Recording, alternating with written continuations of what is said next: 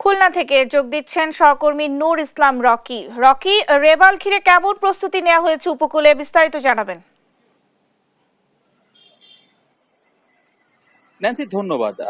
আপনি জানেন যে ঘূর্ণিঝড় কিন্তু সন্নিকটে চলে আসছে। ইতিমধ্যে খুলনা জেলা প্রশাসনের পক্ষ থেকে কিন্তু সকল প্রস্তুতি সম্পন্ন করেছে।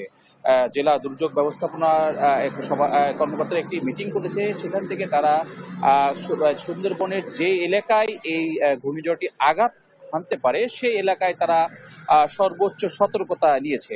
আমাদেরকে যে তথ্য তারা জানিয়েছে সেটা হচ্ছে তারা ৬০৪টি আশ্রয় কেন্দ্র প্রস্তুত রেখেছে, যেখানে ৩ লাখেরও বেশি মানুষের আশ্রয় দেওয়া যেতে পারে। এর পাশাপাশি ৩টি মুজিব কেল্লাকে তারা চিহ্নিত করে রেখেছে, যেখানে গবাদি পশুর আশ্রয় দেওয়া হবে। এইবারই কিন্তু প্রথম আমরা যেটা জানতে পারলাম যে মানুষ এবং গবাদি পশুর জন্য পৃথকভাবে সরকারের পক্ষ থেকে একটি ভালো ব্যবস্থা নিয়েছে।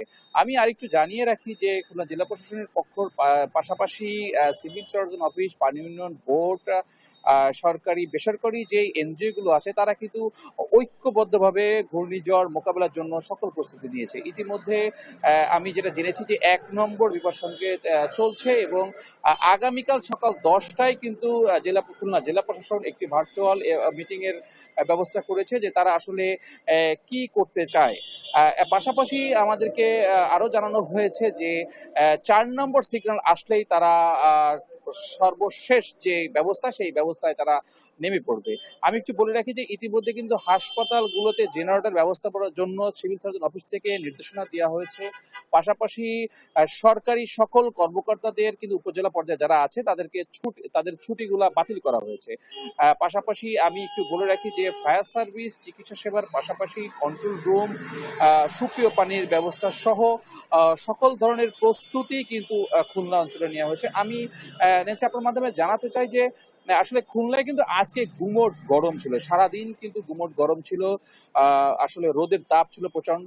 আর নদীর কথা বা সমুদ্রের কথা যেটা বলতে চাই সেটা হচ্ছে যে নদী কিন্তু খুবই শান্ত ছিল, কোনো উত্তাল আমরা দেখতে পারিনি। আমরা উপকূলবর্তী এলাকার মানুষের সাথে কথা বলে জানতে পেরেছি যে আসলে তাদের কি অবস্থা। তারা আমাদেরকে যেটা জানিয়েছে যে ঘূর্ণিঝড় আসলেই তারা আসলে আতঙ্কিত থাকে, সে আতঙ্কিত বরাবরের মতো এবারেই আছে। আসলে এই ঘূর্ণিঝড় কতটা বেগে আঘাত হানতে পারে এইটার উপর আসলে নির্ভর করছে তাদের ভয়ের কারণটা।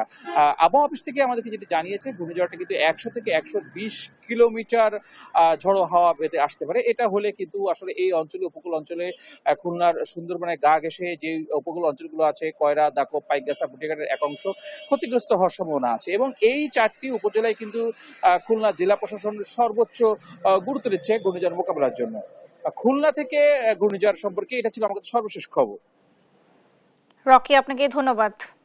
দর্শক, আমাদের সঙ্গে খুলনা থেকে যুক্ত ছিলেন সহকর্মী নূর ইসলাম রকি।